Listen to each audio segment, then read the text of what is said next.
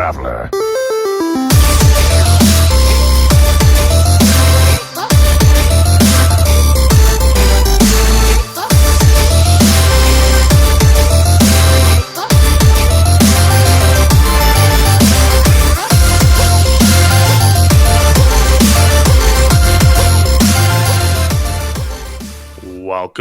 Welcome, everybody, to Born to be Wild, a Hearthstone podcast, the Wild Hearthstone exclusive podcast on the information superhighway.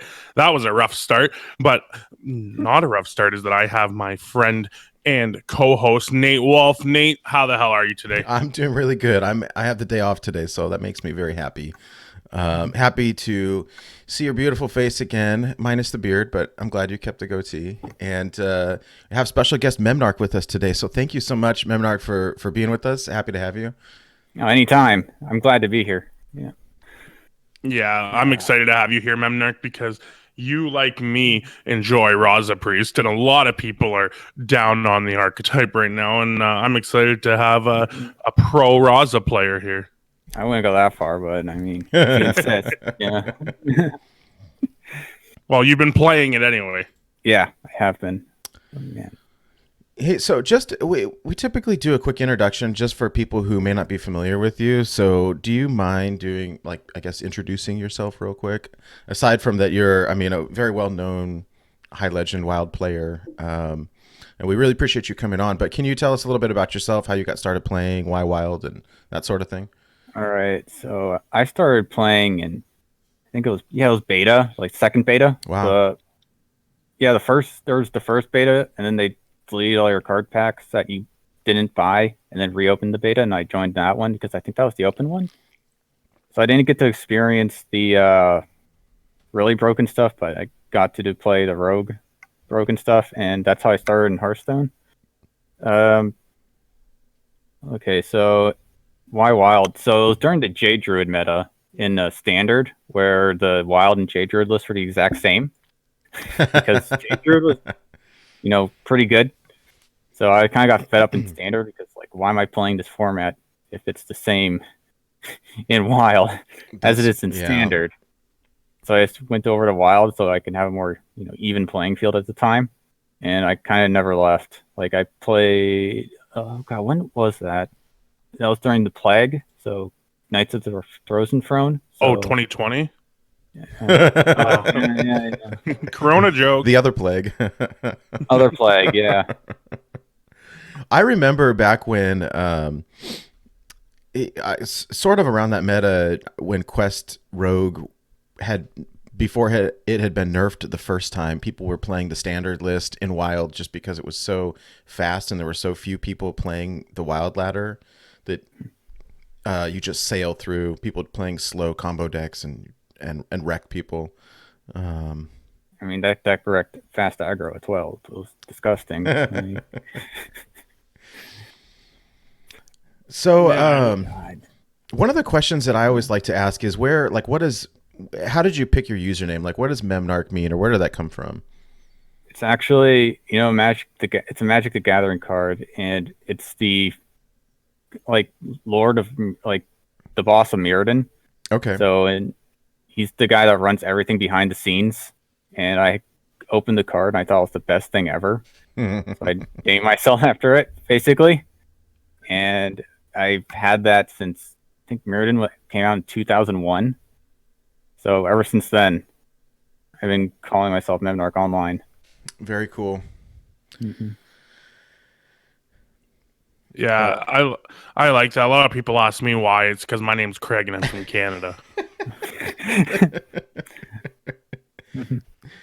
We're in a kind of a weird time right now, right? Between this new ladder changes just hit, but the new set isn't out yet, and so we're all kind of rushing ladder with our old stuff before the new cards come out. Yeah, I'm really loving the ladder right now. It's so fun to have it to the new system. It's been a really interesting change. The meta feels a little gross, but I think even with like a lower win rate. I was just sailing to. I hit Diamond 9 last night and kind of stopped. I'm still working full time, and so haven't been able to play as much as I would like. But still, it's been really pretty fast. It was incredibly fast. How many stars did you have? I had 10. I finished last month at rank 2 and got the 10 star multiplier. Maybe it was 11. 10. Yeah. I think it was either 10 or 11. And I only touched rank 3 last week, and this week I started with 10 stars, and I finished at rank 5. Right. It seems like it's based on MMR more than where you finish. Yeah, because in standard I was rank 2 and I had 10 stars. I thought I was going to get like 8 or 9 because some other people. Oh, in standard I was rank 10, I think. Like I was, and I got 10 stars because I believe that I might be wrong, but I think that they just take your rank. I think they just take your MMR for either ladder and apply it to the other. Because I played very little standard last month, but I did hit standard legend the month before, and then I hadn't played standard again like almost at all last month. So maybe that's why that happened. But if I had to guess, I'd say that they probably just take your MMR from both modes and then kind of translate it into your win streak percentage. I'm not sure though. I really don't know. So I know ridiculous. I mean, ridiculous. Oh, sorry. Oh, it's okay. Ridiculous Hat did a survey basically where he gathered a ton of data. Like he got over 1,000 people to submit their results, and from what he can tell, it seems as if it goes by MMR and not ranks, because there was some players that were like rank 2 and got 11 stars, probably just because they didn't play as much. I'm not sure how your MMR is that high at rank 2, but there was some players that got like 11 stars outside of the legend ladder. I mean, if you hit rank 2 like on day 2, you're only going to be matched up against like top 200 people, because that's usually who hits that time. So they probably hit rank 2 like on the second and then never play. Yeah, maybe. I don't know. It was I don't know. It's strange, but I don't know. It's been fun. What did you guys climb with? I mean, Reno Priest. It's kind of been. I struggle with it because the decks that I really like, I already have at 1,000 wins, and so I've been trying to play the ones that I don't have the 1K portrait yet. So I'm right now I'm at 980 with Priest and about 950 with Druid, and so I've been trying to use those two, but like Mage is broken and Warlock is really good.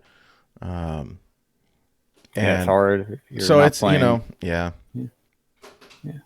I still don't even have all my classes at 500 yet. Oh man, it took me so long to get Hunter to 500. I just can't get 1,000 wins with Hunter. I'm still sitting at 493 wins with Hunter. It looks like there's some good support with the new set though. I think there's some decent Death Rattle cards, and just give it a couple days. We'll find something broken, and then you can borrow the list for your last couple of wins. That 3/4 that kills all your Death Rattles and resummons or gives them 1/1 or something. Yeah, it seems pretty good. Exactly what it does. Yeah, it seems above average. Well, and that 5/2 lion that triggers a Death Rattle. Terrifying. It takes a Death Rattle, so that's pretty cool. Yeah, I mean, because it has Rush, it seems pretty crazy. So and Knuckles OTK seems more real than ever with some of these tutor cards. I'm super pumped. Some of the faster stuff, I think that the Hunter eggs will be back like faster than ever. Oh, you know what? And cute, I think egg lock is gonna get a lot better too with that 3/4. That like I climbed from platinum to rank 3 using Q block, and it was like the ones with the egg package in it. And I feel like that 3/4 that kills all your minions and brings it back with +1/+1 is just an auto fit in that deck. Yeah. I'm pumped for the new set. If you can't tell, Well, let's just for the sake of formatting, Craig, do you have any other questions for Memnarch before we kind of get into the news type stuff?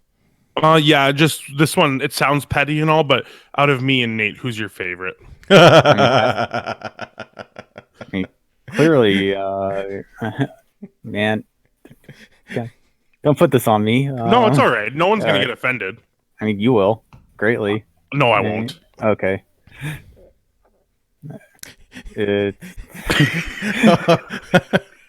I'm such a jerk. It's all right. It's Nate. And you heard that on Born to Be Wild. I was hoping if you would have just came out and said Nate, I would have hung up and we would have all laughed. Yeah. No, we're just kidding. Oh, That's man. new question for all our That's guests. terrible. That's like extortion. You can't do that to people. That's Okay. Anyway, no, I don't have any more questions for Memnarch. No, Sorry for okay, putting all you right. in that position. that's bad. That's bad. All right, let us chat about the news. All right, so the new Demon Hunter content then.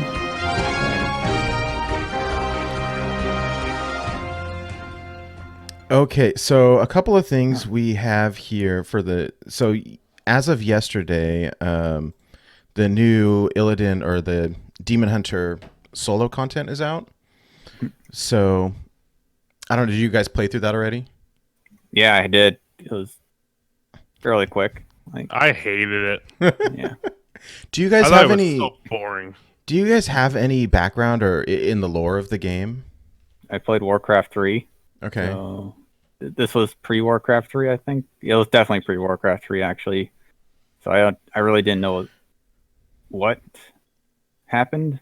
It seems like Illidan is really angry that his wife doesn't want to be with him anymore.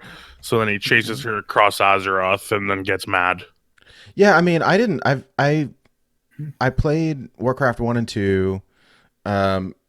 I bought the new Warcraft 3, but I haven't played it yet, and I never played WoW, aside to get the Hearthstone card backs. But not knowing any of the background of the lore, unfortunately, it was kind of confusing. It's like, okay, Illidan is jealous of Malfurion because Tyrande likes Malfurion, and so he tries to get lots of power. He joins the demons to get the power, but then he betrays them, but then they come through anyways, but then he beats them, but then everyone's mad at him. Like, he's part demon. Well, he became part demon, right? After like he kind of joined up and got their power and got turned into one, right? I mean, it was all very vague. I mean, I always thought that transformation happened after the Skull of Gul'dan and the Warcraft 3 missions, because he looked like a normal night elf until then. Yeah, well, then that was, you are playing as him in the first part of the prologue, right? Yes. Yeah. That's him, but yeah, it really bugs me. Have either of you played Eternal by chance? No, I have not. No, you neither, Nate? Very little. Well, if you played very little, then you played through the beginning of the game where they kind of set the stage. Like, it was really cool. They have like cut scenes, and like when you leave that story, like, sure, you're not going to know everyone's names. Like, at least I didn't, but I walked away saying like, oh, okay, I get an idea of what this class is doing. Like, I know what her motivation is, blah, blah, blah. With this, it's like the story seemed like it could have been really cool to see this guy turn on Malfurion, and like they're trying to work together, and then he slowly finds his way to the dark side, essentially. Like, this could have been an awesome story, and instead it was like here's like the innkeeper seems like the same kind of toughness for battles, and there was very little going on. It was the story content has really let me down as of late with this game, and I'm hoping that maybe it'll be better when they release the actual content later this month or next month or whatever. But so far, not impressed.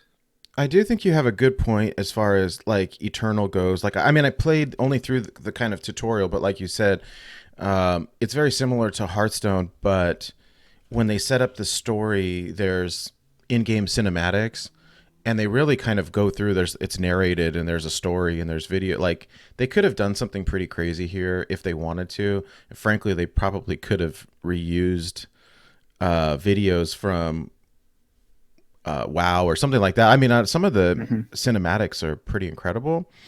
It just felt vague to me. Like, I wanted to know more, and I finished playing through it last night, and then I had to go on Wikipedia and like read about it to understand what I was just played through. I mean, I love the idea. I love that they're doing a new hero. It felt like I was lost. Like, hey, when he turned into the demon, it's like, hey, who is that fiery orange demon guy? Like, they didn't even say. I totally forgot about that. And yeah, now that you remind me, like, what was that? I don't know. Exactly. He looked cool. Like next week, I have a song coming out that is from a demon hunter's perspective. And I'm telling you, you learn more about the demon hunter class from that song than you do from the prologue. I remember, what was it, the demon hunter like WoW thing? Like, it was pretty funny how like overly edgy it was. Like, not gonna lie, I was laughing at some parts of it. Like, you have to sacrifice more. It's like, what do you want from me? Like, I just got here. Like, I have no idea, because everyone took this way too serious. Like, it felt like comedically seriously for at least when you're doing the opening, zone. Like, I was laughing so hard at some points. Like, it's really hard to describe. Like, I just thought it was hilarious. Like, some of the demon hunters in general. They take themselves very seriously. Yes. I think they're my favorite. Like, for like, I know that we don't know a lot about them from the story, but like, I do feel like I'm gonna look into them a bit, because I really like the idea of the trope of a good guy turning into a bad guy. Basically, I love that trope. Yeah, it's fun. I mean, his story does seem very interesting, and I'm really excited to see all the interactions between Illidan and Malfurion and Tyrande and Maiev and all the other ones. It should be kind of fun. So we'll see. I do feel like they could do a lot more with the lore if they wanted to, but I don't know. So yeah, I played through it last night. The difficulty wasn't that bad, although I think that I do think that they did a good job with the Demon Hunter as a new class. Like, it feels different to play than the other ones. Having the hero power for one feels like you're playing an even deck, but it does just different things. And I really do think you use your health as a resource a lot more than other classes. Like, it almost reminds me of like a combination between Warlock and Rogue in some regards. Mm-hmm. Yeah, that 2/3 lifelink weapon actually probably went up for me after playing just through the prologue, because it does feel like there's so many ways to remove boards with your face that if it ever gets a somewhat control-y deck, even a mid-range deck, you're probably going to be running that weapon because it's 3 mana to essentially heal yourself for 9 health over the game. And it's so easy to increase your attack too. Like, when I was playing that, I easily had 4 attack, like, constantly, because of the Twin Slice, the hero power itself, that one that increases your attack by 2 and draws you a card. Yes. Like, there's just so many ways to interact with board with your face. Oh, and I will say, it feels so good with that weapon that lets you, whenever you attack a minion, you get to attack again, and then you have that satyr out, the 4/2 satyr. Oh, yeah. That's a pretty cool little combo. Like, I know it's probably not, it's a little expensive, but it's super fun. I think that satyr is going to be better than I thought too, though. Just the extra body. I really like that. I really like the way Demon Hunter feels. Yeah, it was interesting. I like it too. I'm still getting used to all the cards. Having one of the outcast cards. Yeah, thank you. Like, in the middle of your hand feels really crappy. But, sometimes you got to play them for tempo. That was interesting. The legendary spell Metamorphosis, the one that changes it to do 5 damage instead of 1, just felt crazy. Yeah. And I top decked lethal with the 8 mana spell that gives you +8 attack or something like that. Inner Demons, I think. I'm terrible. Inner Demon? I'm Yeah, terrible Inner with card Demon. names. Yeah, I It don't know. is the Pyroblast type card, Inner Demon, the card that I think we'll only see play when you have a Doomhammer on board and Zephyrus notices. I mean, Oh, I it's think pretty. Oh, it's pretty easy to get Doomhammer with Zephyrus. You play it on 7, or you have 5 mana left over on a relatively open board, and it gives you Doomhammer every time.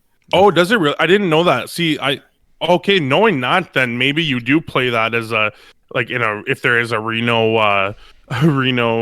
Demon Hunter deck. But I was even thinking the opposite too, where if you're playing Shaman and you play Zeph, if you have Wind Fury up, if you have Doomhammer up, then Zephyrus could give you Inner Demon.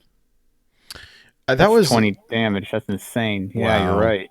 Yeah, was kind if Zeph notices. that was one of our big takeaways from the set review. Is like a lot of these cards probably won't see play, but they'll probably be really good to get from Zephyrs. No, this is going to see playing standard for sure. 20 damage reach on turn 8. Yeah, that's pretty gross. Like, that's almost good enough for Wild. Like, I just hope Zephyrus notices Doomhammer interaction, because you know how Zephyrus is. Sometimes he's a little silly. But I mean, because that is on turn 10. Like, on turn 10, if you have Doomhammer up, that's 20 damage, like, out of nowhere. So it's more than that. Or, God, with Twin Slice, you can almost OTK them. Oh, yeah, with Twin Slice, you got 24 damage. With 2 Twin Slices, you have 28 damage. That's pretty. It's pretty crazy. There's some pretty crazy stuff you can do. Hey, so I found out on Twitter, Ben Hearthstone was saying that there's actually a way to start leveling up your Demon Hunter now. If you want the golden cards, you can play the solo content with him. So you could play like Naxxramas or BRM or something like that. Wow! I haven't tried it, but I guess he started leveling up and started unlocking the golden cards. So, is that all you unlock with him? Yeah, eh? Yeah, because it's just the golden basic cards. That doesn't seem that worth. It does definitely not going to do that. No, to play with the initiate set against Lotheb in Naxxramas, like, no thanks. You have to get pretty high leveled too to do that, right? Like, I mean, you start at level 20, so it's. Oh, okay, I didn't know that.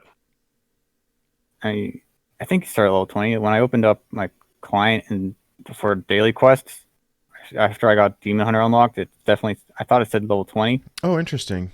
Yeah, because it gives you all the basic, and 20 is when all the basic stuff caps out. So.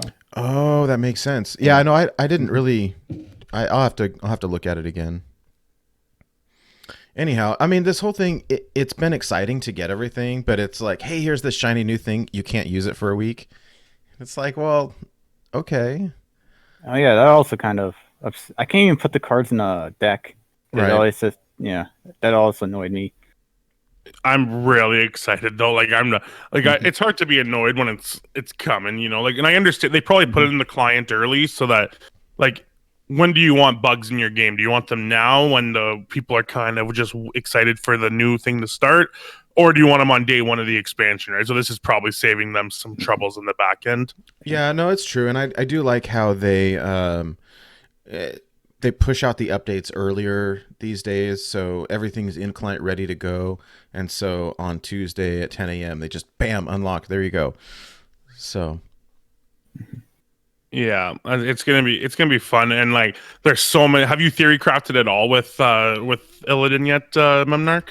I have actually. Like now that I thought about Zephyrus with Inner Demons, I'm gonna have to change it a bit. But a Highlander deck is definitely viable in Standard, like 100%. Like there's no way that isn't gonna be viable in Standard. In Wild, I'm not sure if Highlander is the way to go. Yeah, I don't think so. I think it would either be hyper aggro abusing Gul'dan, Skull of Gul'dan, or some sort of OTK that we're not allowed to talk about. Yeah. Or Baku, or Odd Demon Hunter, because 1 mana deal 2 is really good. Yeah. Well, that one will probably take a little while before we have the cards for it, but yeah, we'll see. That is insane. We'll see, but I really think that that Highlander list in standard is going to be good then because of the Doomhammer plus Inner Demons. It curves so well. It's like it's F17 into Inner Demons and to kill your opponent. Like, that's insane. Yeah, it's even fast because in Shaman you would have to wait until turn 10 to make that happen. Wow, that's actually really cool. I can't wait. I might have to queue into some standard games on launch date. Yeah. Okay. Well, I think we're all excited for this. In the meantime, you guys been laddering with the new system? Oh yeah. So I have a little graphic here. So we were talking a little bit about this before the show started. So last season, I peaked at rank 2. I think I ended up at the end. I was either 4 or 5. I don't remember. I slid all the way back. And I still got, it was either 10 or 11 stars. I can't remember. But I filled out Ridiculous Hat's survey like right when the ladder reset. How did it work for you guys? I mean, it was the fastest climb I've ever done. Like, it was just ridiculous. It felt like I was barely laddering, and I was already Legend. Wow. Like, how many I haven't played a game yet in Legend. It kind of just stopped, but let me see my stats. Like, how many wins? Like, what was my win rate? That's not right. All right. I had a 54% win rate and hit Legend rank 9. Wow.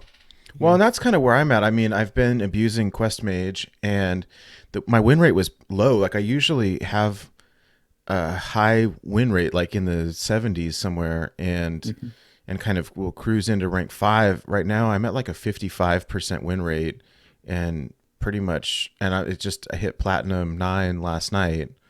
So I'm not too far off, but it's interesting. Getting all these bonus stars really help. Like, when do you stop losing the bonus stars? Is it Platinum 5? Diamond 5. Oh, I'm sorry, Diamond. I hit Diamond 9 last night, not Platinum 9. Well, here's the thing. It depends. It's player by player.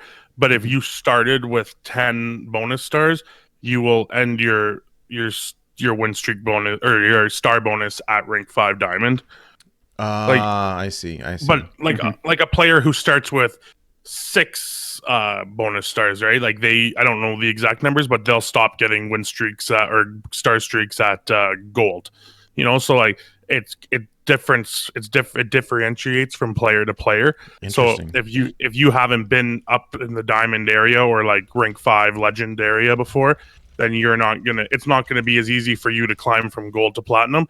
But the thing is Memnarch's a legend player, right? So I think this system is meant to say like, hey, Memnarch, get up to fucking legend as fast as you can. Yeah. That's where you belong. So here, have fun doing it. You get to have this feeling of progression. You feel like a boss, and now you're at legend. Is it a little easier for him to get there? Yeah. So, but I don't think it changes much for Memnarch as much as it does and I don't think it changes too much for newer players either, or the less like lower caliber players, because they're going to be stuck in the silver and gold area when they round the star bonuses. The people I think it changes the most for are people like me and you, Nate. People who sit at rank 5, climb up to rank 2, fall down back to rank 5, and always have that hard time getting right to legend. For us, every time now, the way that I look at this system, if you hit rank 2, you know, on the old system, if you were consistently getting to rank 2 but not quite able to push to legend, you should be hitting legend now, because rank 2 in the old system is legend in this system. Does that make sense? Well, because before there were still 5 stars, and now we're at only 3. Yeah, so you would need 25 stars to get to legend from the rank 5 floor before. Now you need 15 stars to get to legend from the rank 5 floor. Wow. So before you would need 15 stars to get to rank 2. Now you need 15 stars to get to legend. So it will, for people like us, like I'm not sure, but I'd be surprised if I don't hit legend this season, and I haven't hit legend for about a year and a half. And I don't think it's because I don't have the skill. I think it's more because I get bored and I get frustrated easily. but it's a lot easier for me to dedicate myself to climb 3 ranks than it is to dedicate myself to climb all the way to legend. So we'll see if it makes a difference or not, but I'm nearly certain it has to, right? Yeah, for sure. Well, and I think that's what we need. I think one of the big complaints, not that I would know, but was that legend queues were always terrible because there's so few players. But if you look at somewhere like China where they've got 20,000 people in legend, like why not, that's great. Then you have plenty of people to queue against. You can fight for better ranks where last season, I mean, I was at rank 3, rank 4, queuing into, I assume, what legend players with terrible MMRs, or there's just not enough people that there's no one else to queue into because there weren't people at rank 2 and rank 1. So I hope that if nothing else, it'll let some more people get there and make the legend ladder better for you all. I would love to hit it again. It's been ages for me as well. About a year and a half, right? Wild queue times, man. There's nothing quite like them. Like 2 to 3 minutes per queue. Like, yeah, but I think yesterday is like not the best example either because it was day 1. So like you should expect long queue times if you're going fast. Like even me, I bumped into players that I'm in Discords with quite often yesterday just because we were trying to climb fast. Everyone's having a blast. We're all trying to see what this new system has to offer. And on top of that, most of us are either working from home or laid off from their jobs because of the COVID-19. So I know yesterday, like you don't see me grinding all day like I did yesterday. So that for me is why I flew up so fast. And it is pretty crazy. I know Ridiculous Hat. I was listening to Corn Concede last night, and Ridiculous Hat got to Diamond 5 without even with a lower win streak. You know what I mean? Like he was at like a 45% win rate, and he got to Diamond 5. Wow. Well, yeah, that's what I thought was crazy. I was playing. Yeah, my win rate was low, and I was still cruising fast. It was not what I expected. Yeah. So. Yeah. God, that was weird. But experiencing slight technical difficulties with Memnarch's webcam. Like I'm still here. It's just my webcam. Like Discord just reset itself for some reason. Oh, it's fine. My webcam's also being silly. Silly Discord. It's always does this to us, but no problem. So yeah, that climb was like I also was playing against people who also finished very high up on ladder. So I didn't have like the insane win rate I used to have going to legend because I was playing against only, top legend players. So that was also really interesting because I looked at the people I was playing against and they're all on the leaderboard, like right now in top 25. Like I wasn't queuing against anyone not top 25. Wow. Yeah. Huh. I mean, how much do you think this all changes when the new cards come out next week? It doesn't really. Oh God, I don't think it's going to change much. There's going to be more experimenting. The Druid cards are definitely going to be played. The 2 mana draw 3 spells. Yeah, those are. Yeah. That's a good one.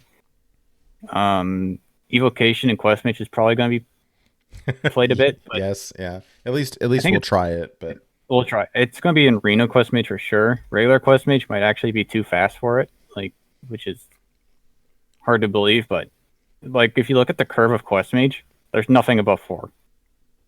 This curve's lower than Powerful. Maybe you're forgetting about the Giants. Oh, okay. I forgot. I love getting like a random Molten Reflection or Simulacrum. It's beautiful.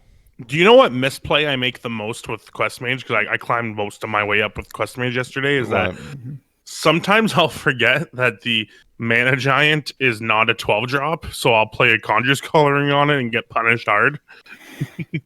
Like Arcane Giant will be right next to it, So I could like hit the arcane giant, but then I just forget and assume they're both 12 drops and smash it, and then get like a high reek the bat and you know. But God. that one's always so. I mean, they both cost 0. Like I You're love getting Quest 2 Mage. wisps.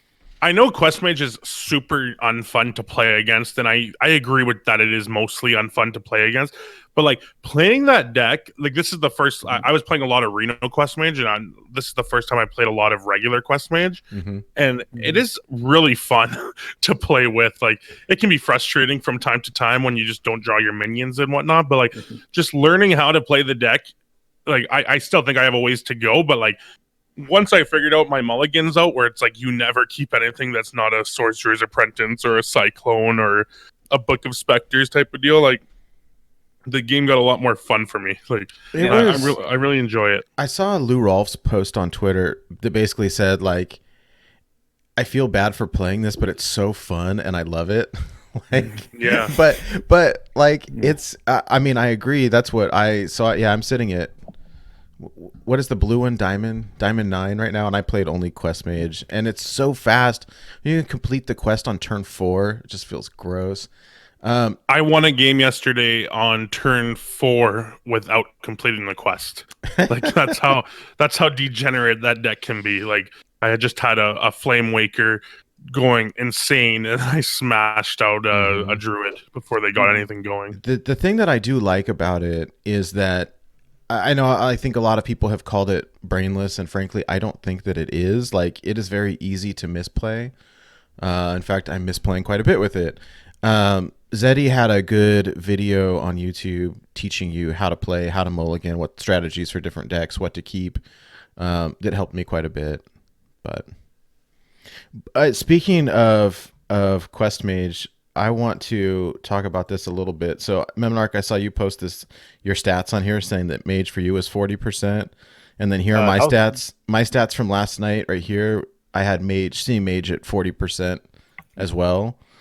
Frankly, it felt more than that, but like we're seeing it about the same, it looks like, which is a little gross. Yeah. I mean, like that's the VS live data. So that's across 2,600 games. Oh wow. Okay. Well, that's better than my 15 game sample right there. But the funny thing is, it's the same percentage. I mean, so yeah. But that's not just me. That's not just Quest Mages too, right? That's also including Secret Mages. No, that's just Mage in general. So it's Quest Mage, Reno Quest Mage, and Secret Mages. Those 3. Yeah, like because I know yesterday I was seeing it was pretty close. Like at Diamond 5, I was seeing a pretty close switch between Quest Mage and Secret Mage, and I saw not very many Reno Quest Mages, but it was mostly Quest Mage and Secret Mage for me. But I don't know, 40%'s a little high for one class to be, wouldn't you guys think? Yeah, I mean Shaman Stone. What was that? That was 20 to 30%, I think. And everyone's complaining about that. And this is 10% higher. Yeah, I mean, I don't know what the solution is. Like, I don't want it to be nerfed. I just don't want people to play it. I mean, but I don't know. It's unrealistic, right? But I think when the new set comes out next week, people will be experimenting with different stuff, and hopefully things will even out a little bit. I don't know. I mean, I think the solution of nerf everything is not super great without some balance. And I don't know. I think the numbers are a little bit alarming, but then again, like everything is going to change in a week anyways. So I'll be extremely surprised if Mage stays at 40% with the release of the new expansion. Just because, like, all it's getting is Evocation, which is a great card. Don't get me wrong, but it's one it's card. It's getting that 2 mana 3/1 that Death Rattle draw a spell. Yeah, but that's just for Luna's Pocket Galaxy, right? I'll have to look it up. I don't know. Thought it was just... I think the Reno version gets better. Yeah. I don't know that the regular version will change all that much because it's already so fast. I mean, maybe a little bit.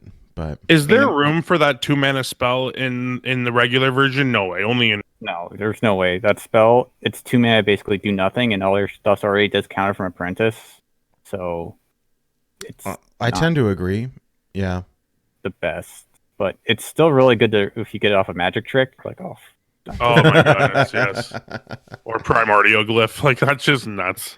and you go nuts with Luna, yeah.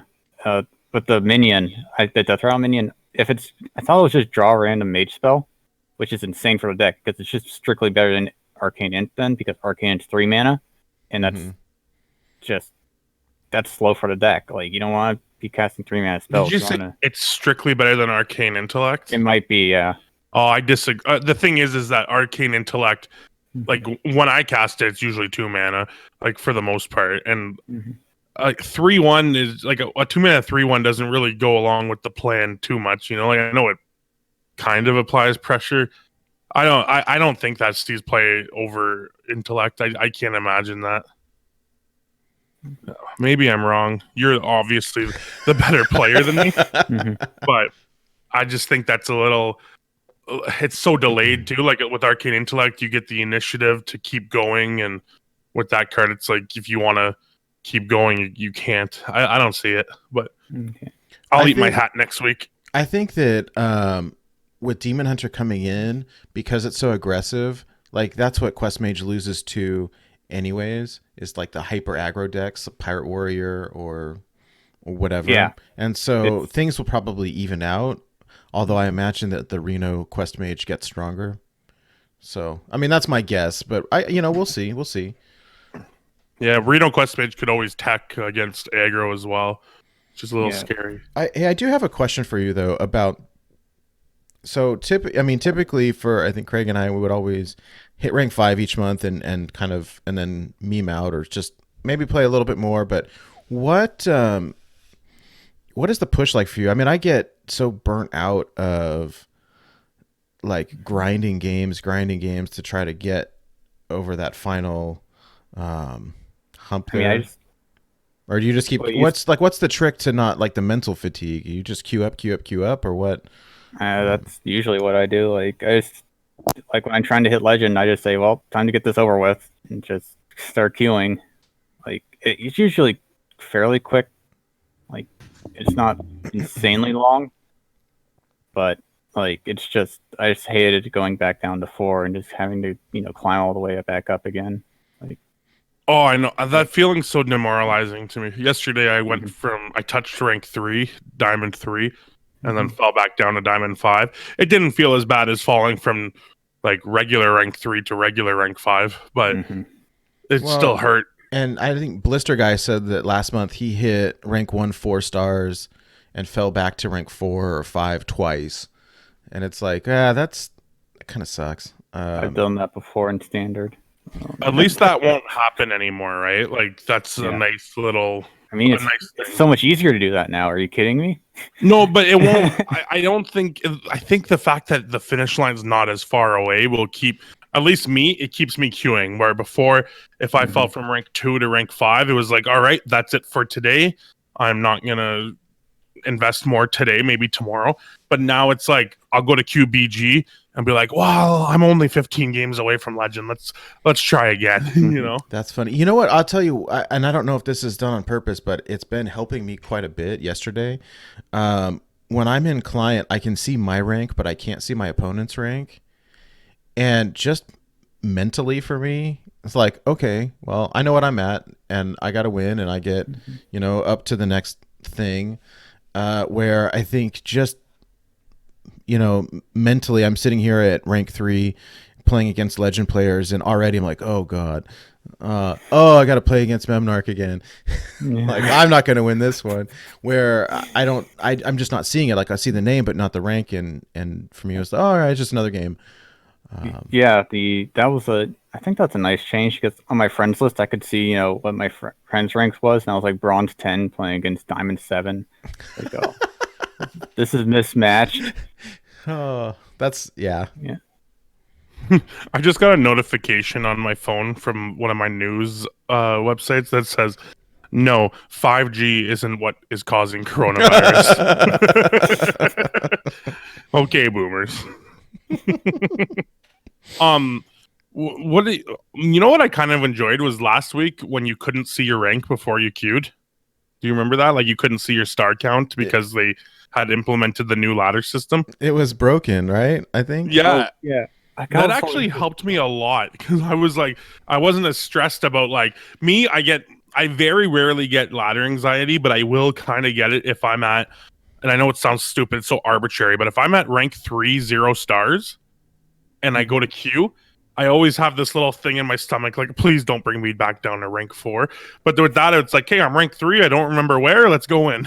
That happens to me too. Like I don't understand. I don't know why it's a thing. I thought after we hit legend, it would be easier to not where like, hey, you just play the games. But like, I still get it. I don't know why, but I think it's because we haven't hit legend in such a long time. Yeah. A little bit of it's like imposter syndrome. Like it helps me because I hit standard legend a couple months ago, so at least I know that I still got it. But for you, Nate, I couldn't imagine.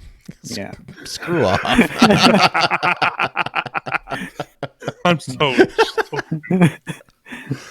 Yeah. Oh man, but I guess my question is like, do you guys like the new system? Like, I love it. Yeah, Yeah. me too. My initial impressions, yeah, it's really good. Like I like it a lot more because it actually feels like you go where you finish where you should finish, like in the beginning. Like the rank reset isn't just massive pain. Like Yeah, it's just a way to flush out the ladder like it's supposed to be. Yeah, well, I mean, it feels. Sorry, go ahead, Nate. I was just gonna say, if you compare it to what 2 or 3 years ago when we all did a hard reset to rank 20 at the end and had to climb the entire ladder from scratch. I remember doing that. No rank Yeah, floors. rank 16, I think, was where you'd go if you were at legend, and rank 17 if you weren't. Right. If you were rank 5. And that was painful. And then they added the rank floors, and that helped a ton. And this is even better. And then this is probably ridiculous, but like, I love the idea. Like, I'm sitting in bronze 10, and you win one game, and like, oh wow, I'm at silver already. Or getting like tons and tons of stars. It's just very appealing.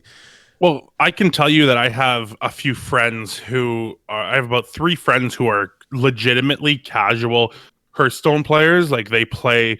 I have one friend who plays Warlock and Mage. That's it. He dusts all the other cards because he said he doesn't want to put money into the game. So that's how he plays.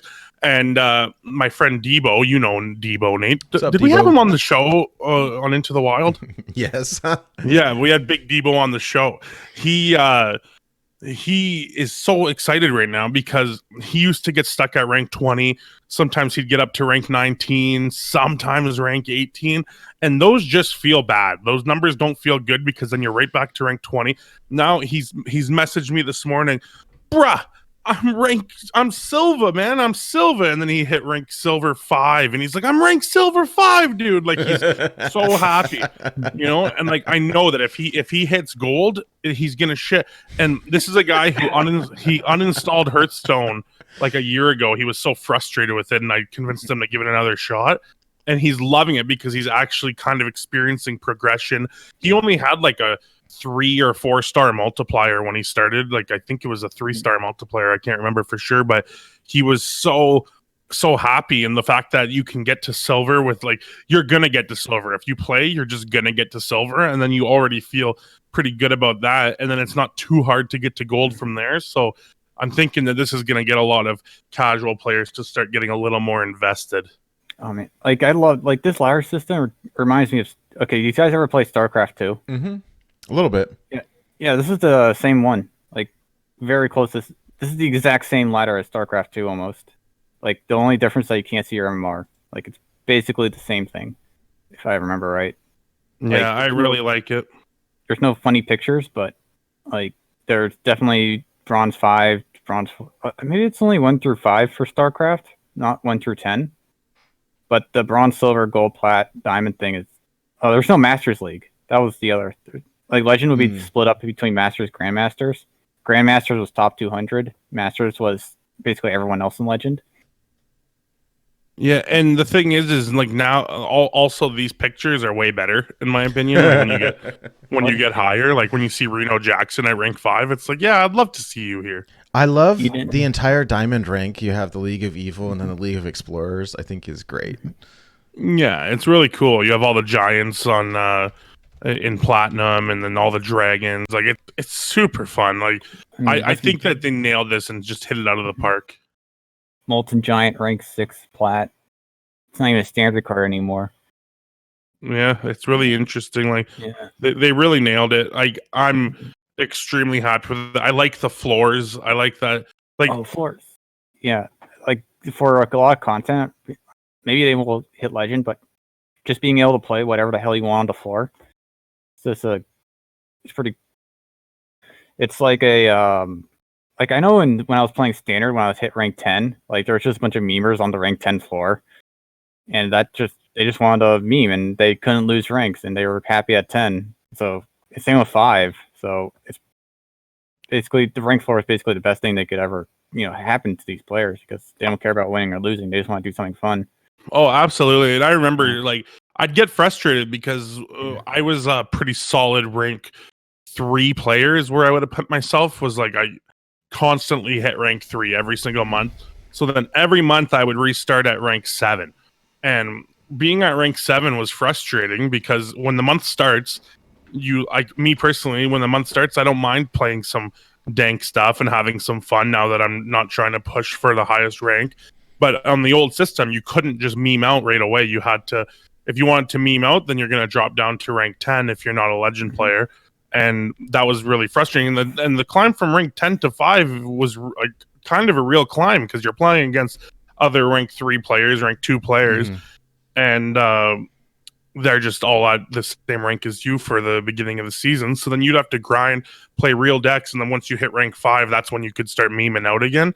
And I always hated that. So I'm happy now that at the beginning of a season, I can just have fun. If I'm on my way to platinum, if I'm not on a win streak, I can stop and just start memeing.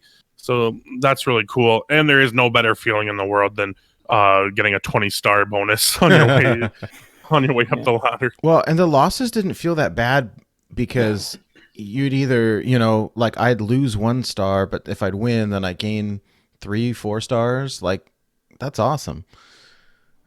Just didn't. I don't know. You would, in order to get a bronze with a 10-star multiplier, you need a 9% win rate. So, yeah. Wow. You can basically play whatever you want.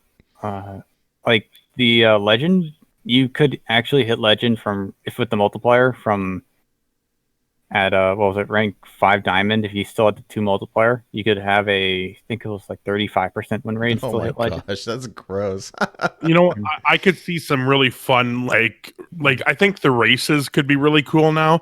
Like if you want to have a race to legend now, like someone could I don't know, I'd have to do the math and I'm not going to do that right now, but like the amount of games that you could take to get to legend could be really quick if you just win, and you're climbing all the way down from bronze, which I think that a climb, regardless of how easy the climb is, it is fun, just to pass and race people up. Like me and Taylor were laughing the other day because she was just constantly a little bit ahead of me, and she got to diamond like an hour or 2 before I did, and then got to diamond 5 right before me, and it was fun to kind of keep up and then finally catch up. It was a fun little side quest for me. So yeah, I agree. Now, I really like it. When do you lose the multiplier? It caps out at 5 diamond, right? You lose win streak. You don't lose the 2x. I still have the 2x multiplier in legend. It looks like seriously? So it's just the win streak that goes away. It's just a win streak. Wait, did you start at 11 stars? Yeah. Okay, well, Nate, for you started at 10 stars. Mm-hmm.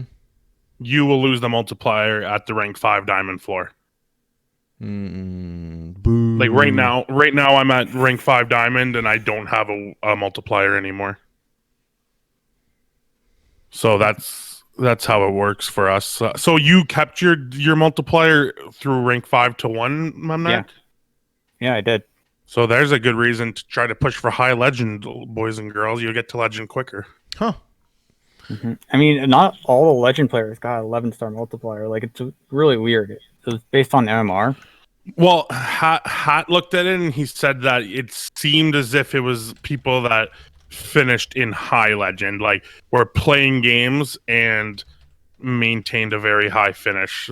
Is what he could gather. He only had about 1,000 people, but that's what he gathered was MMR.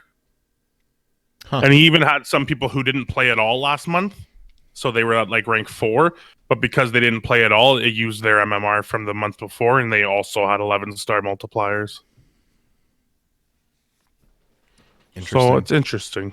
I wish that Team 5 would come out and tell us exactly how they calculated, but they basically said that they probably don't know. No, they literally said it's too complicated to try to explain without really confusing everybody. So I was like, okay, I can see that.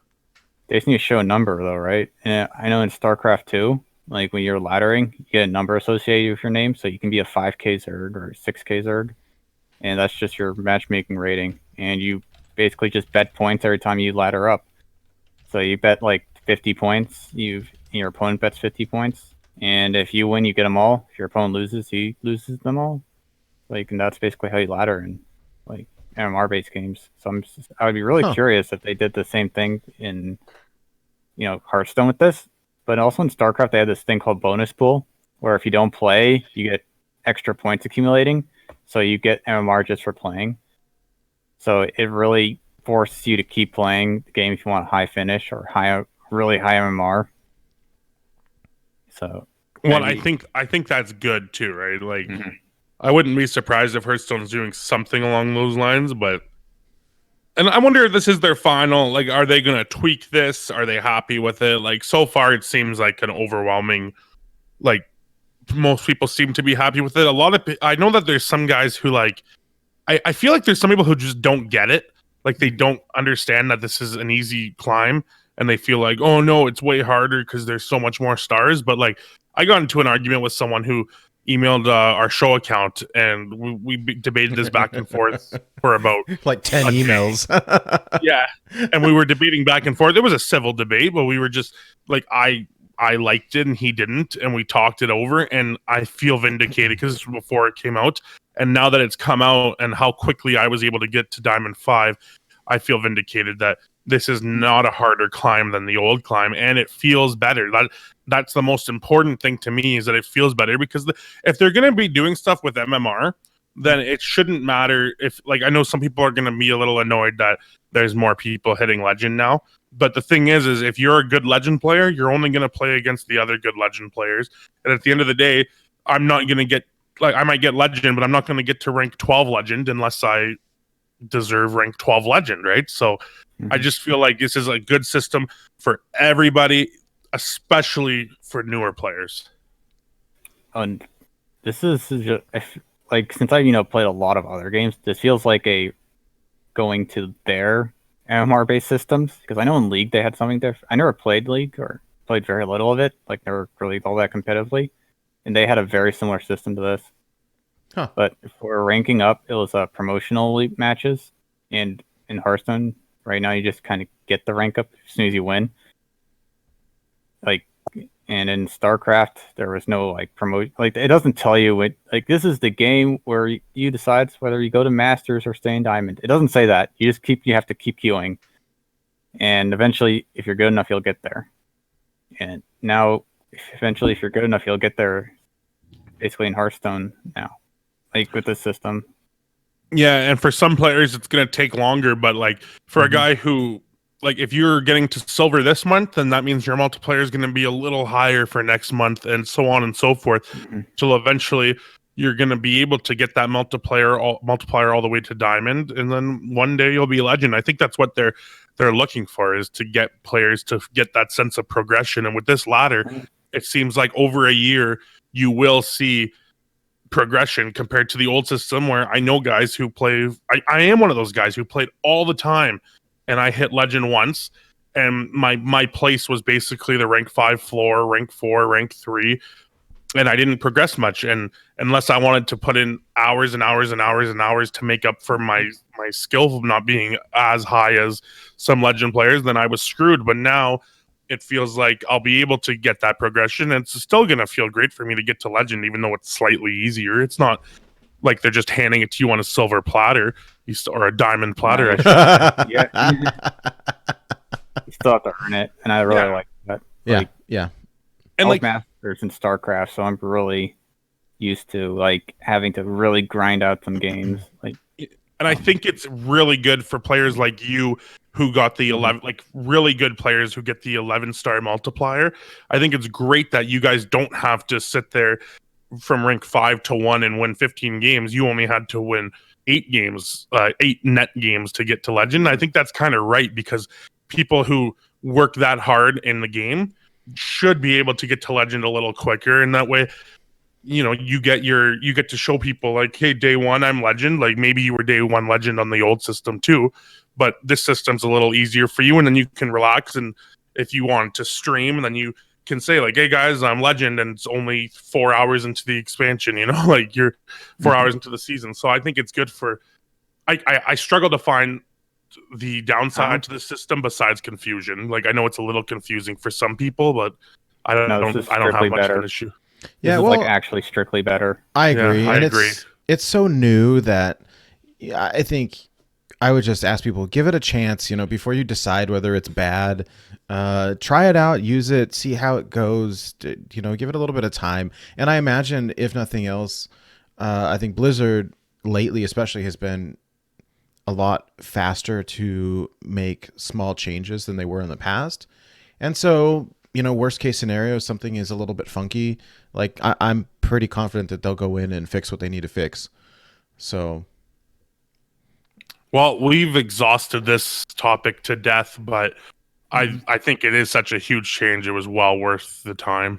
Yeah. Well, it's exciting. Anyway, so let's talk about this Reno mage, or excuse me, don't say that word. Reno Priest deck that you've been playing. So I've got it up on the screen, but I'll run through the deck list real quick. And this is what you hit legend with this month, correct? That looks right. Yeah. This is the same. This is the one we're talking about. So yeah, that's the one. So I'll run through it real quick for our podcast listeners. It is a Reno deck, so there's one of each. Circle of Healing, Forbidden Words, Regenerate, Flash Heal, Northshire Cleric, Potion of Madness, Akanai Phantom, Blood Mage Thalnos, Loot Hoarder, Novice Engineer, Penance, Shadow Visions, Shadow Word Death, Shadow Word Pain, Spirit Lash, Zephyrs the Great, Acolyte of Pain, Mirage Caller, Akanai Soul Priest, Kazakis, Spawn of Shadows, Mass Hysteria, Raza the Chained, Dragonfire Potion, Emperor Thorison, Light Bomb, Reno Jackson, Prophet Velen, Psychic Stream, and Shadow Reaper Anduin. So, all right, this is a pretty stacked list. I'm curious to get your take on it, though. I was playing with it, and I personally saw kind of two different. I mean, there's a lot of. I guess a lot of different ways to play this deck, right? You can use the Akanai healing stuff to do damage, or you can do you know, the Anduin Raza to do damage. You've got Spawn of Shadows to get a pretty, I mean, you can get an OTK with it. Oh, easily. I killed an Autowire when he was at 84 life in one turn. Wow. What do you Spawn of Shadows, Mirage Caller? Velen Mirage Caller makes your 0-mana ping deal 8 damage. It's broken. Like, it's like actually absurd how much damage that does. It's I'm a little surprised that you don't run Mind Blast. So usually that you see that hand in hand with Anduin. No, or Velen. It's called Flash Heal in this list. Like, with Alkanai and Flash. Okay, so when you Velen Mirage, it's 4x spell power and 4 times healing. So your Flash Heal is healing for 20. Alkanai makes it deal 20 damage. And with an Emperor tick, it reduces the cost of, you know, Flash Heal to 0. And okay, so the other bonus that this combo has above the Mind Blast is that Mind Blast was usually a dead card in hand in the aggro matchup. Like if you drew Mind Blast in aggro, you might as well just, that's like by far the worst draw. Like it does nothing. Right. And at least if you draw a Flash Heal, you can point at your face.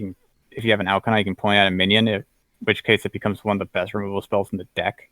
Like Soul Priest Flash Heal kills almost everything that's threatening you. Yeah. Phantasm Flash Heal also does really well because you can fit into hero power. Okay. Like when your hero power deals 2 damage to a minion, it's really good. So Phantasm makes it deal 2 damage a bit sooner for a turn.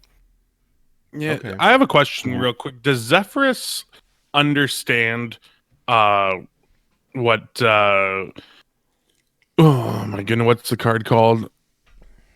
Alkanine, does he understand Alkanine's role? Like, will he look at No. Flash Heal as lethal? No way. No. Zephyrus is the biggest. Like this list in particular, Zephyrus is a complete idiot. I'm trying to find lethal.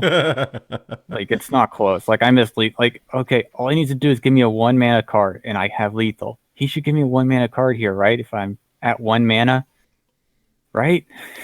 Yeah, No. but he doesn't understand all the like. He doesn't understand that your hero power is refreshing. He doesn't understand that.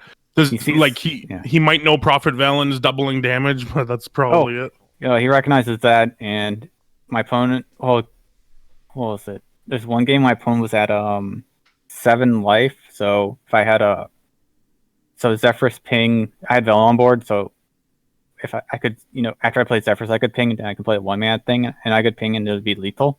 So all I had to do was give me a 1 mana thing, and he proceeded to give me Pyroblast, Fireball, and I think Tyrion. So he was setting you up for lethal next turn. Next turn. Next turn. What I think that Yeah. they say, right, is before you do anything else, you got to play Zephyrs first because they'll analyze the board state and then use your remaining mana to try to find the solution. But I don't know. I mean, I keep hearing that they're trying to keep making him smarter and smarter. So we'll see. But again, unfortunately, I don't think that they usually design these cards with wild in mind. So... Well, it would be really hard to try to explain to Zephyrus, like, you know what I mean? Like, Hero Zephyrus powers. can't look at hero, like, he can't look at anything outside your basic hero power. It seems a little crazy. You explained it pretty well. Yeah, but code it. Yeah. But so how do you play this deck as far as like what are you looking for early game in mulligans? Are you just trying to draw you your just combo want- pieces or what? Yeah, depends on the matchup. Against aggro, you don't really want Raza Randuin like in the opening hand because you'll never cast them. So you want you're a control deck with a combo finish. Okay. So Like, is don't raise Raza the combo. a keep in aggro? no. Okay. I was doing that wrong then. Kingsbane kills you too. Like the 2 mana heal's nice, but on turn 5 you're playing a 5/5 and then healing yourself for 2. You're just gonna get smacked about. Which is too late. Yeah. Yeah, it's too Makes late. sense. So you need to I was just going to say, yeah, I was struggling against aggro because I was trying to basically hard mulligan for Raza and Anduin, getting killed by aggro, and then it was too slow against the mage decks. against Quest Mage, you don't stand up. It's really hard against Quest Mage because you have to play this like really awkward mid-range strategy. Uh-huh. Like also if it's Reno Quest, you have to save Zephyrus. If against regular Quest, it's correct to play Zephyrus on 2 just to get something on board because you need to do something before turn like 7 or 8. Right. So if you're playing against Mage and the quest matchups are that bad, are you mulliganing as if it's Secret Mage so that you can win, so that you can shore up that matchup better, or what? I mean, where I am, it's almost 100% Quest Mage. All right, well, imagine a world where it's a little more divisive. Like when you queue up to a Mage, you I don't would know. Definitely queue for Secret because that's the only one Okay, you can really beat. You actually I'm are really good into Secret, like surprisingly, like way better than you're supposed to be. Cool, that makes sense because Yeah. at Diamond, I will say it's close to a 50-50 between either Quest Mage or Secret Mage. So I think I might try this deck out to try and crush those Secret Mages. The hardest part about Secret Mage is like guessing the secret. Like I hate secrets so much. Like, Oh my goodness! At least they're not introducing any really powerful secrets in the new set. Yeah, except except the new what mirror entity that gives you the 4-drop or whatever. Yeah, you God. put on one with Cabal Lackey and you get a free 4-drop. Like a free faceless Reaver or the 5/7 dragon. Oh 4 God. mana 7/7 on turn 1. Oh my goodness. Oh wait, wait. Why a 4 mana 7/7? Let's dream big. How about a 4 mana 8/8 dragon? Okay, Paladin. that is better. Yeah. See. Oh, God, I can't wait. I can't wait. I can't wait. God, I hate secret me. Okay, so There's a lot of decks I just hate. I feel like we're badgering you with questions without giving you a chance to answer. So you queue up against an aggro deck. What specific cards, are you looking to keep in your mull? Basically, the minions are the 2-mana minions, though, and Northshire Cleric. Like you can keep Circle of Healing if you have Phantasm. That's just you kind of win then. Yeah. What if you have Alkanine? Alkanite, Soul Priest, you still keep Circle of Healing. Okay. You also keep Regenerate if you have the either Alkanites because it's a 0-mana deal 3. Yep. Potion of Madness is almost always kept. Again, well, it's not. It's if you know your opponent's playing patches, you keep Potion of Madness because it's a clear on turn 1. Or like really, an Odd Paladin. Or Odd Paladin, yeah. If you never want to lose Odd Paladin again, you play this deck. Like you can clear the board. Like I've had Mech Paladins, like Odd Paladins double Divine favored me, and I eventually won not because I killed them, but because they ran out of cards in their deck, and they were fatiguing because they drew 20 more cards than I did. Nothing feels better than Psychic screaming a bunch of tokens into their deck. Oh yeah, a bunch of buff tokens. Yeah. Yeah. I know this deck back in the day used to run silence, like 0-mana silence. Did you think about that at all? You can't run it with the Is it just you can't run it dead card? But with the Phantasms and the heal burn package, you can't run it. You literally it's too weak of a slot. You already run 3 0-mana spells. I mean, Forbidden Words is technically a 0-mana spell, but not really. Regenerate and Circle of Healing, though, would probably be the best cuts for the silence because you can't afford to have too many dead cards. Or I shouldn't say dead cards, conditional cards. Mm-hmm. Silence is very conditional. Too. Another matchup I struggle with a lot with this deck, like I haven't played your exact version yet, but with Raza in general is against the warriors and against like the control warriors and the armor druids. How, like, I know that you kind of went into it a little bit, but like what exactly is my finish? What cards am I not wasting in that matchup, and what am I saving for the end of the game, and how do I do it? All right, so if you have a 70 damage combo, I mean, this used to be the 40 damage one I played way back, but because of the ping reversion, it's now 70 damage, and it's Velen, Mirage, Phantasm, Flash Heal, and Regenerate, all with an Emperor Tick. Like, if you want to do max damage, you do that. And you'll have to do that against druids a lot I've of the time. done...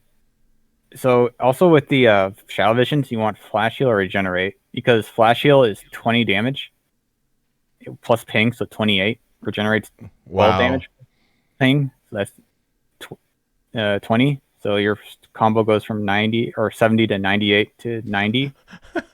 That's crazy. See, when I first saw this, I was like, oh, it's in here as a 0 mana just to regenerate the ping. Like, it didn't even occur to me that you could get damage levels even nearing that much. Oh, and Kazakus. Kazakus for 1 mana for a 3 damage pot. That's 20 damage. Good call on that one. Wow. So I against like a druid, like a armored, gonna probably go for the 1 mana potion most of the time. It depends. You might need to draw cards. That's true. So it's just where you are in the game. Yeah, where you are in the game. Like, as soon as you hit Raza and Anduin, you can keep them below 70, usually, and that's generally how you win. Like, the games, I only really lose to armor druids or armor classes if they gain like 100 armor because Anduin's in the bottom 3 or Raza's in the bottom 3. And I can't. No, it's actually only Anduin because if you have it's only because with early Anduin, you can kind of ping them, get their armor to reasonable levels, but with Anduin bottom the deck, you can't do that. You have no damage, and they just gain armor forever. So once you see them tick over 70, you can almost just call it a game unless you have like the 1 mana potions and like some extra generation. That means you just can't OTK them. You still do the combo and knock them down a lot, and usually spawn is good enough after that to do the rest of the damage. Oh, that's right, because you don't even need spawn for that combo. I didn't even think of that. That's interesting. You can 2-turn people really easily with this deck. So you like this list more than the I think the other big popular list is the dragon version going around? Dragon version is really good if your opponent doesn't have armor. Gotcha. Slightly better actually, like if your opponent doesn't have armor, but you almost lose at the screen if your opponent's game plan is gaining armor. Yeah, I saw. Well, I think it was Hydro playing the dragon version, but I think I like the game plan of this better. It just it requires a lot of thinking that I was not prepared for. I'm really excited to give this deck a whirl. Yeah, no, I am too. Mm-hmm. I was playing this, a long time ago when Anduin and Raza came out, and there was a lot of crazy math going on in the back with Spawn of Shadows and Mirage Caller. How do you do the calculations? I mean, you just do it on the fly, or how much? I've done it so many times that I basically just know at this point. It's really hard to explain. Seems like a spreadsheet's in order. Right. Someone do that. I mean, you just have to be able to kill them without killing yourself accidentally. Yeah, I mean, with Spawn, if you have Spawn, it's like a 2/3. If you have 2/3 their life, you're good. If you have a quarter of their life, if you have half your life, that's bad. And because your life goes down by 4 and their goes down by 6. So you can basically just see, you can eyeball it sometimes. Like if you're at 20 and they're at 30, that's bad because you'll kill yourselves at the exact same time. But if you're at 21 and they're at 30, you're good because you self-inflict 20 and deal 30. At least killing yourselves at the same time is a draw and you won't lose a star. Hey, there you go. I've done that before.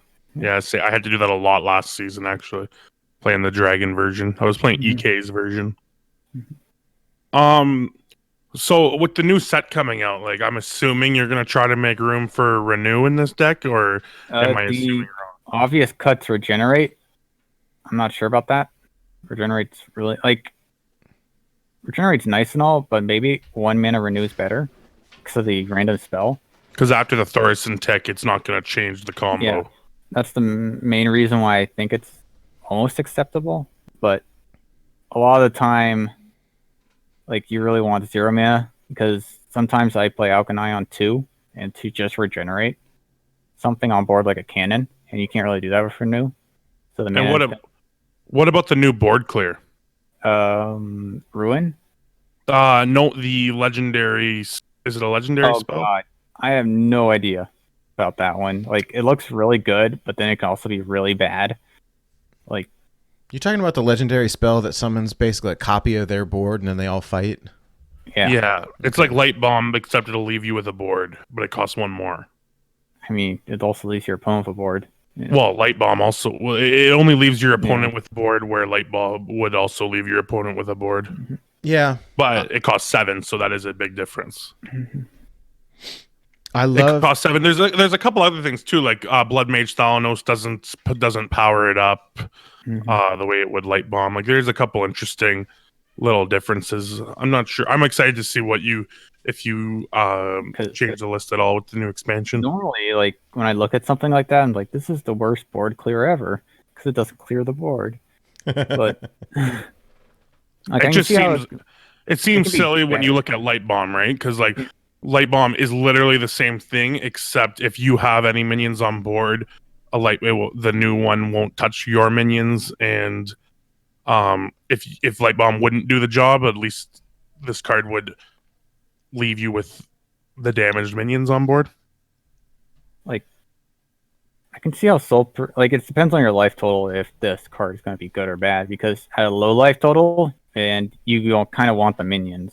I mean, at high life total, you kind of want the minions to fight for board. At a low life total, you don't want the minions. You just want everything dead. So, like, that's one of those like it's too soon to tell. But Well, I guess the question is, do you think Light Bomb being a mana cheaper is worth? It makes it. Do you think it makes it better? Like, I guess of course against aggro, it is most of the time. Mm-hmm. Like the 1 mana difference is usually huge, like incredibly so. Like look at Owl. Like went from going in every single deck to not seeing play. It's definitely different than Owl though, because Owl went 33% cheaper or more expensive, where this is like later in the game, so it is a little less of an impact. But there's definitely games where you die with Psychic Scream in hand, where Light Bomb would save the day, right? Yeah, that's true. But it's going to be interesting to see anyway. Like, there's never really been a board clear that's increased in cost. Like, they've all done something uniquely different. This is the first one that actually has it's very similar to Light Bomb. So it's the first one that we can truly see if the 1 mana really, really matters. For sure. Yeah, because it is going to be interesting. Yeah. Because you could see it replacing Light Bomb, or you could even see it replacing Dragonfire Potion. Dragonfire's too good. Like that too 5. Good, yeah, like it kills everything in all the aggro decks except for even Shaman. Wow. Turn 6. Yeah, that's true. Also, you run the Dragons list, it leaves your Dragons alive. Like, yeah, that's true. Good. How good does Shadow Word Death feel nowadays? Oh, it feels amazing. It's so good now. I keep forgetting. It kind of feels like that's where it's supposed to be costed, you know? Yeah. Yeah, I like that better too. Have you experimented at all with the Shadow Word Ruin? I mean, I haven't. It's really good off Zephyrus. That's. Yeah, no, I agree. It's off Zephyrus has been fantastic. Mm-hmm. Before then, no, I don't like it at all because there's nothing real. Like at 4 mana, it's nice, but there's nothing to kill at 4 mana. Right. I mean, you might as well just death it. Well, it's the ultimate Darkest Hour hate. Yeah, that's true. It would have been nice. Darkest Hour. It would have been great to have back in the day when Naga Sea Witch was tier 1. Hey, there you go. Yeah, it feels like a safety, like card, like what was it, like Dirty Rat, or like one of those tech cards that prevent decks from going out of control. Like Geist. Skulking Geist. Like this feels like a Geist. Dude, and every single class can run it because of Zephyrus. Oh, it is so exciting! Like Zephyrus is getting so many new tools now between Shadow Word Ruin. They have that new 5 mana deal 4 damage to everything in Demon Hunter.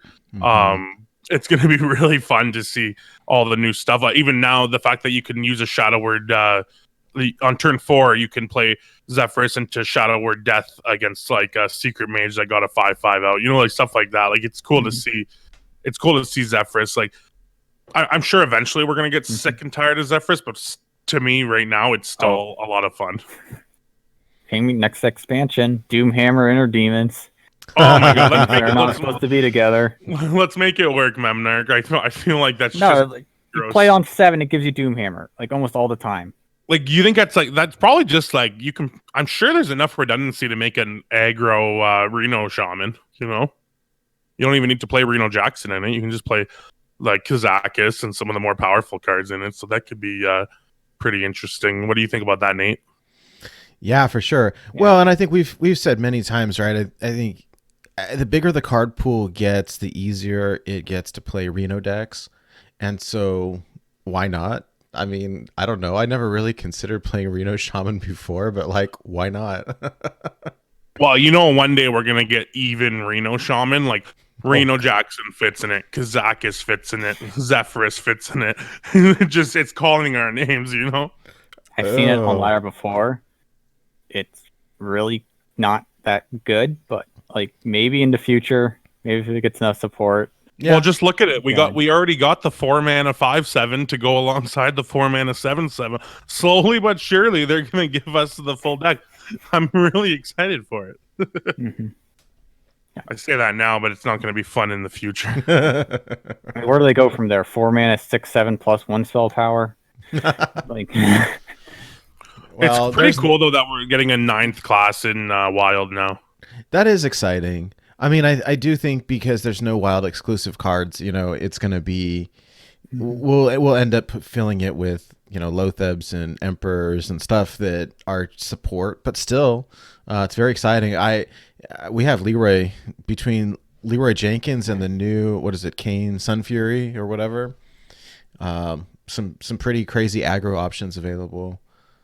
Well, and Skull of Gul'dan is just so powerful. Yeah. Like a 5-mana draw 3 cards and reduce them by 2 is just insane. Yeah, I mean, no, yeah. I agree. It's pretty gross. I like it. that's disgusting. Yeah. Like there already is OTKs. Like again, we're not allowed to divulge it because we promised our friend that we'd let them play it on day 1 before we ever give it away. But we've already seen the 40. There's like a 40 damage OTK in Demon Hunter that seems viable. Seems above average, yeah. I mean, that's what I like about WoW the most. I think is that it's as a format is like completely degenerate, and I like playing with broken stuff. I mean, it's fun. I mean, I played Legacy and Magic: The Gathering, so I know like what degen is. Like, there's no force of will for this format, which kind of shows sometimes. But Yeah, I mean, tell that to Cabal Lackey with counterspell on turn 1.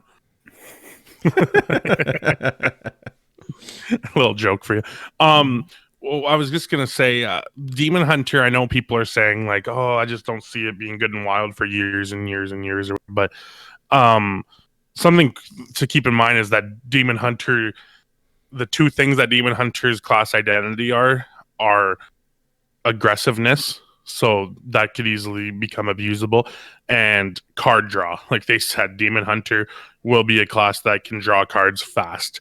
So in Wild, that's pretty insane. We're constantly looking. Yeah, we're hate constantly looking for aggro ways to deck. cycle. that draw cards. Yeah, Like, Well, remember right, Divine that's- Favor and Paladin? I was gonna say the card draw is usually the downside of the aggro decks. Like, right, you dump your hand and then you've got to hope that your opponent can't answer. But if you can dump your hand and then draw more, like Craig said, that's why Divine Favor was so good. So They literally have a burn spell that's deal 2 damage, draw a card for 2 mana. That's insane. Magma Jet. Oh my god. Not Like, again. Oh yeah, Magma Jet. Yes. That was a Magic the Gathering reference. Welcome to Blizzlet. So I'm just really excited. Do you have any cards that you're really looking forward to in the new set, Memnarch, just generally? Looking forward to? No. Dreading upon release? Yes. Oh, really? You don't have like a card that you're really excited to play? I mean, it was mainly the priest ones, like that. What was it? The Reliquary of Souls one. Then I kind of thought about that card. It's like, where does it belong? What do I cut? Is that the 1-mana 1/3 that turns Yeah. into And I just 7/7? realized that when I kill that, it just makes my average draw worse because I'm not finding Anduin or Raza, and might as well be shuffling an Albatross into my deck.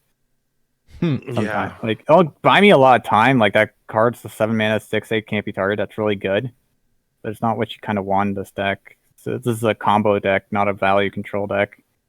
Like in standard, it's going to be really good because that value. Yeah, and is- you can heal it, which is just Yeah. insane. But, I mean, you can blow it up with Anduin. That's an upside, I guess. I think, or like just high cost minions just don't without immediate effects. Don't really do it in this deck. Yeah, no, it makes sense. Like literally, the only high cost minions you have are like the highest cost minion you have that doesn't have an immediate effect is like Acolyte of Pain, and even that you're gonna activate it immediately. Yeah. God. This is probably when I go through deck building. Like after turn 4, you kind of need an immediate effect. So Reno, you need your Yeah, basically Reno. That's the best example there is because immediate effect. Prophet Valen is to finish the game. Prophet Valen's hilariously good. Like that 2x spell power, 2x healing. Like people underestimate it, but with penance, it's a heal 12 with Spirit Lash, basically a Reno that wipes the board. Wow. Like it's so good with spells. Like a flash heal is 1 mana heal 10. Hero power turns into heal 4. Like it's just disgusting. Like the amount of healing this deck has. Like you don't even need Reno. You can just accidentally heal the full life. Wow. Yeah, and aggro has no chance at that point. And this deck bullies board-based aggro like no other. Like it's disgusting. Like people go like wide with tokens. You Thalanos lash it. Like or you Soul Priest Circle of Healing it. Like those are both pre 5 mana AoE clears, which usually it's just a Dustbreaker or maybe Zephyrus sometimes. Mm-hmm. Well, what else was there? Like also this has all the old natural synergies of the basic priest set. So like the Alchemy circles, the circle clerics. Like this feels like I was playing basic priest or beta priest or classic priest. Yeah, like the beginning of the game, it almost feels like Air Priest. Yeah, like there's no brute forced like synergies like Secret Mage in this. Like, oh, why do you play Secret Mage? Because all my cards say play secrets on them. That's why I play Secret Mage. It's like none of these cards say heal. You must heal to do this. You must deal damage in order to get this super secret card that only 10 damage can unlock. Like it's too bad. Yeah. It's too bad that we're not going to see much more of this now, like from what I understand, because it seems like Standard is going away from this kind of stuff. But also, I might be wrong because Renew is something that they made because Prophet Valen's leaving Standard and because some of these Shadow Priest cards aren't going to be around anymore. So maybe we'll get more synergies since they don't have to worry. With priest heal spells was always terrifying for Blizzard. Like you can tell Greater Healing Potion. If that thing pointed face, it'd be disgusting. Yeah. Even like that other basic card they made, it's similar to Flash Heal, but it heals a minion and your face. Oh, Binding Heal, yeah. Yeah, like they specifically made it so you couldn't hit your opponent. Mm-hmm. So this is interesting. Like this deck's gonna get only better if they Flash Shield looks really bad, but if they print a Flash Shield +1, like a flashier heal that heals 6, yeah. Like that's not outside the realm of possibility anymore because all the Alchemy effects are leaving Standard. Flash Heal. I just wanted. I'm nearly certain the answer is yes, but Blood Mage Thalanos does give spell damage to healing spells when they're damage based, right? I don't think so. Like it used to, but then like I ran into this game against a Token Druid where I had Thanos on board and how can I regenerated to deal 4 and it dealt 3. Oh. And I was just kind of just sitting there like that wasn't supposed to happen. That feels bad. I know back in the day, or at least I think back in the day, it would have. It would have. I remember Flash Shield dealing 6 back when Thanos was on board. Like I remember that I got lethal on some people because of that. Interesting. Like, well, good to know. At least they told us, right? Like they didn't. They did tell us. They didn't just add it to the game without mentioning it. Mm-hmm. I'm kind of joking because I'm sure they didn't tell us. I don't know. Yeah, that's lost in the patch notes somewhere. Yeah, or not patch notes. Well, I'm excited, man. And so you're gonna be after the show. We're gonna go ahead and play a co-op. You're still interested in that, Memnarch? Oh yeah, definitely. Like, and then for you podcast listeners, you can check it out on our YouTube. That's youtube.com/Born to Be Wild. Born to Be Wild podcast. I had it right. Yep. So then you can come and check that out when you're done listening to this and see the expert kind of teach the noobs how to Reno Priest. Right. I mean, it really helps because there's a lot of stuff is matchup dependent. There's a lot of kind of big brain thinking in this, I think, where I struggle with it. So I'm excited to. This is one of those classic aggro versus control decks. Like, are you the aggro or are you the control? Like, Yeah. what's your ultimate end game? Like, if your opponent's trying to kill you, you're the control. If you're trying to kill them, you're the aggro. And Oh, this if you're slow I'm type of sorry. combo. If you're playing against Cube, what are you? You're basically you have to kill them. So you're the aggro. You're kind of an aggro deck, but it's like the control mirror. Like they need to basically you can basically keep clearing their board continuously through mass hysterias, and screams and Anduin effects. Like that matchup in particular, I sometimes hold Anduin until they Gul'dan if they have a Mal'Ganis in the pool, just so I can wipe their board. Yeah, so that you can get in for the combo. How do you feel about that matchup? Is it pretty 50-50? Where do you lean Oh, I towards? think it's favored for the Reno Priest, but I mean that's me. Zephyrus has done a lot because it used to be horrendously unfavored if they got Skull because you can't deal with it. Right. But with And Zephyrus- Quest is the matchup that you're most worried about. I hate Quest so yeah, it's basically unwinnable. Like I Yeah, have so 30 Quest Paladin, you hope not to bump you can't beat that value. That's Stegadon. You get Yeah, the Skull, last Collider game story over. is very good. Game over. Like I don't even know how that's in the game. Like what are they thinking? Like Wind Fury? No. What the hell? Oh, good game, Memnarch. Good game. Oh man. Awesome. So, yeah, is there anything else that we have to get through before we go and get this co-op going? No, I think, but mean- maybe Memnarch, if you can tell the watchers and listeners where they can find you if they want to. So far, it's follow only you. Twitter. I have yet to reveal anything else about my life because I don't want to. People message me all the time on Twitter, like a lot, and Discord. Like I get a bunch of messages on Discord, especially when Reno Priest is ever the topic. Like, what do you think? Like every set, like some people, like I know, like what do you think about these cards? Like they don't beat Quest Mage, so good. Like people are asking me about Renew, and I was like just giving them like I don't think the mana's worth a random spell. But then I was like looking at the priest spells, and it's like it might be worth the discover. Like I doubt it. I really, really doubt it though. Like 1 mana is a big deal, and it doesn't help your game plan. Like you don't need value. You don't need random value through discover effects for a combo deck. Like you might sometimes. Sometimes you high roll a death or something with it. But on average, like you need a removal spell on average to make it worth it. Yeah, Like, in my opinion. So if there's a 30, so if a third of Priest's sets removal, probably, maybe actually. Now that I think about it, like there's no. I guess there's Purify, which is a truly dead card.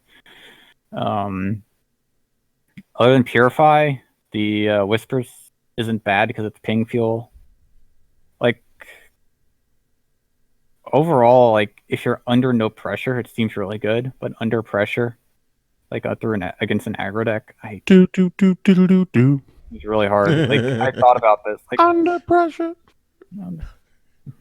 Oh, new song incoming. Yeah, that actually could be here, and we could transition to Ice Ice Baby halfway through. Oh, Yeah. I'd be okay with that. That'd be just pretty to confuse good. everyone. Okay, so hey, if people want to follow you on Twitter, it's at Memnarch HS. Is that right? Yeah, Memnarch_HS. Or no, that's just my title. My Twitter, the @ is Memnarch_HS. Yeah. Yeah, Awesome. you nailed it. Mm-hmm.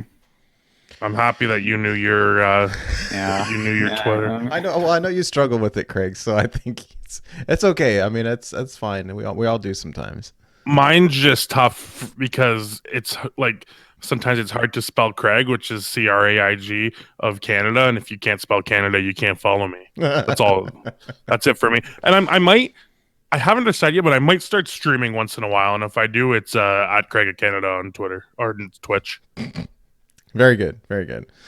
Yeah, as for me, you can find me on Twitter at NateWolfTCG. As far as the show goes, you can find us on Twitter at BornToBeWildHS, on YouTube at youtube.com/BornToBeWildPodcast. If you want to contact us, it may be better to DM us on Twitter, or you can email the show at BornToBeWildHS@gmail.com.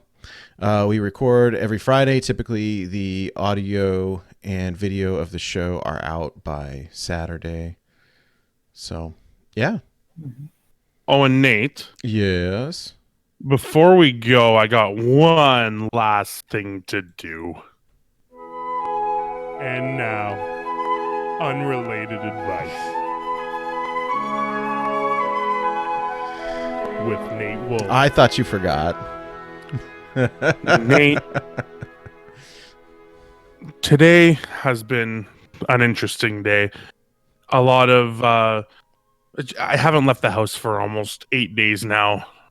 Just here and there to go grocery shopping. My girlfriend is coming back tomorrow, but I need to get through this last day. So besides Hearthstone, what are a couple things that you do to keep yourself busy during these quarantine times? Yeah, it's kind of tricky. I think this is a good time to play with the cat, to clean the house. You cut off your quarantine beard. I don't know. I mean, I know you can't go get a haircut anywhere. You got to do it yourself, right? That's just it. And Memnarch, what about you? Any advice for us quarantine folks up north? Oh God. I'm staying inside too. I'm trying not to go mad, but Hearthstone. So I got that. I have StarCraft. I was playing Slay the Spire recently. Like, I'm just trying to keep myself occupied. Like, I can't go outside, so it's basically just games at this point. Like it's hard. I'm not used to this nothingness. Wiser words have never been spoken. Yeah. And you heard that on Born to be Wild.